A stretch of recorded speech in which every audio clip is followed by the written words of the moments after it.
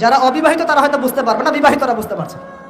তো ওই অবস্থা থেকে সেই টাকাগুলো না নিয়ে সেই স্বর্ণমুদ্রা মেয়েকে দিয়ে ওখান থেকে সেই ছেলে উঠে আসে আল্লাহর ভয়ে। সে এখন গুহার মধ্যে আটকা পড়েছে, আল্লাহকে বলছে, আল্লাহ ওই দিন ওই কাজ যদি তোমার সন্তুষ্টির জন্য করে থাকি, আজকে আমাকে মৃত্যুর হাত থেকে বাঁচাও। সমস্ত পাথর ধপধপ করে সরে গেল গুহার মুখ থেকে।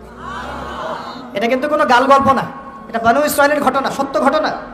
এই হাদিস থেকে আমি আপনাকে দলিল দিচ্ছি যে যদি জেনার মতো পাপ থেকে আমি সরে আসতে পারি, সাক্ষাৎ মৌত থেকে আল্লাহ বাঁচাতে পারে।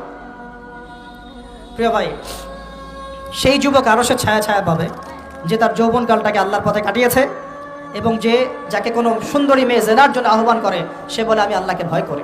আমরা তওবা করি, আমরা কোনো প্রকার জেনার পাপে যাব না ইনশাআল্লাহ। যদি হারাম কোনো সম্পর্ক থেকে থাকে আজকেই এই নাম্বার ডিলিট করে ফেলতে হবে, আল্লাহ পাক তৌফিক দান করুন। ডিলিট করার আগে আবার ফোন করে বলেন না যে আজকে থেকে আর কথা বলবো না, তাহলে এই কথা আর কোনোদিন শেষ হবে না। একবারই বন্ধ, ডিসকানেক্টেড। কার জন্যে? আল্লাহর জন্য।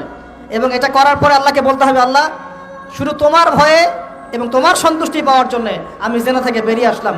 আল্লাহ তুমি আমাকে হেদায়েত দাও, ঈমান দাও, আমল দাও, এবং তোমার রাস্তায় আমাকে বেহিসাব রিজিক দাও। এবং নেককার কুমারী, নেককার প্রেমময়ী, তাকওয়াবান, মুত্তাকি একজন স্ত্রী আল্লাহ তুমি আমাকে দান করো। ইনশাআল্লাহ আল্লাহ পাক আপনাকে দান করো। আল্লাহ পাক দান করো। আল্লাহ পাকের জমিন প্রশস্ত, আল্লাহর হাত প্রশস্ত। আল্লাহর হাতকে সংকীর্ণ মনে করবেন না, আল্লাহর জমিনকে সংকীর্ণ মনে করবেন না। আল্লাহ পাক যাকে ইচ্ছা বেহিসাব রিজিক দিতে পারে ইনশাআল্লাহ। আল্লাহ পাক আমাদের সবাইকে বেহিসাব রিজিক দান করুন বলি আমিন। আর কে? আর সেই ব্যক্তি যে এত গোপনে দান করে, যার বাহাত জানে না ডান হাত কি দান করেছে।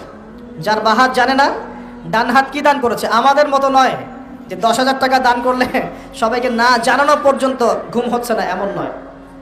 দান এমন গোপনে করে যে তার বাহাত জানে না ডান হাত কি দান করছে। আল্লাহ পাক আমাদের সবাইকে গোপনে দান করার তৌফিক দেন।